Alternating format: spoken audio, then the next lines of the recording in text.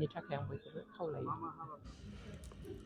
मानगोनां डक्टर अनजलि दैमारि मेडामा माखासे बिबुंथि होदों आरो लोगोसे खावलायदों। बिथाङा थारैनो बर' हारिनि सोद्रोमाफोरखौ आरो माखासे सुबुंफोरखौ मा खावलायदों नैबे भिडिअनि गेजेरजों जोबजासे नायोब्ला मिथिलांगोन। दिनै जों बेवहाय रुंसारि कनकलाल स्वर्गियारि आदानि 9थि थैनाय सानखौ फालिदों बे खैराबारिनि रंगमन्च फोथारावहाय। जों बोसोरफ्रोमबो बिथांनि थैनाय सानखौ दाब दाब जायगायाव फालिबोबाय थादों। सिमोनबो जोङो बाक्सा डिस्ट्रिक्टआव फालिदोंमोन। बे फालिनायनि ओंथिया मेनलि बिथांनि जा ओंथि बहरा मेथाइफोर हारिखौ लानानै बा जिबादि सोरजिनाय बेफोरखौहाय जोंनि लाइमोन गोहोनि गेजेराव फोसावनाय आरो बिथांनि जि हारिमु सिबिनाय बे सिबिनायखौ जाहाथे जोंनि दानि लाइमोनफ्रा मिन्थियो आरो बेबादिनो जाहाथे जानो हायो सोलोंलाङो बेनि थाखाय जोङो फोसावनो नाजायो।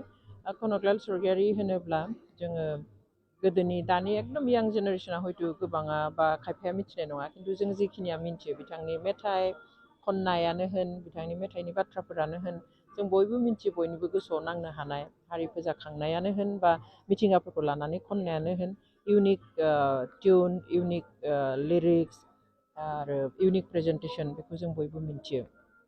आरो बिथाङानो बर' गोदान मेथाइनि पायनियार।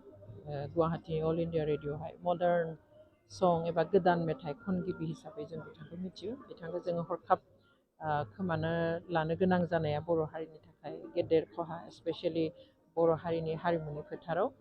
दिनैनि बे गोथार सानाव आं बिथांनि जिउमानि थाखाय इसोरनियाव आर'ज गाबो आरो जोंनि दावगाबोनाय यां जेनेरेसना जाहाथे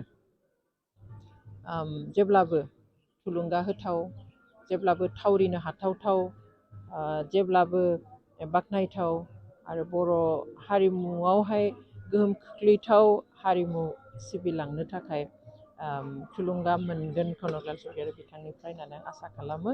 आरो यां जेनेरेसनाबो जाहाथे हारिमुखौ सिबिनायाव एसे गोथौहै लायो बेनि थाखाय आं बयखौबो खावलायो।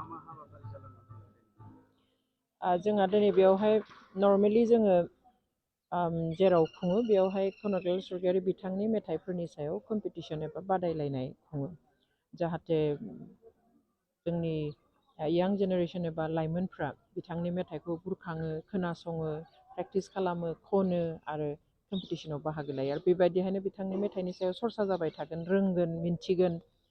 नाथाय देग्लाय जों बयबो मिथिनाय बादिहाय भारत हादरनि आगुनि गाहाय मन्त्रि डक्टर मनमोहन सिं बिथांनि रुंसारि जानायाव बेफोरबादि खन्नाय दामनायफोरखौ बन्द' लाखिबाय। जिहेथु सातदिनिया दुखु फोरमायनाय फोसावदों सोरखारनिफ्राय। खालि जोङो देग्लायहाय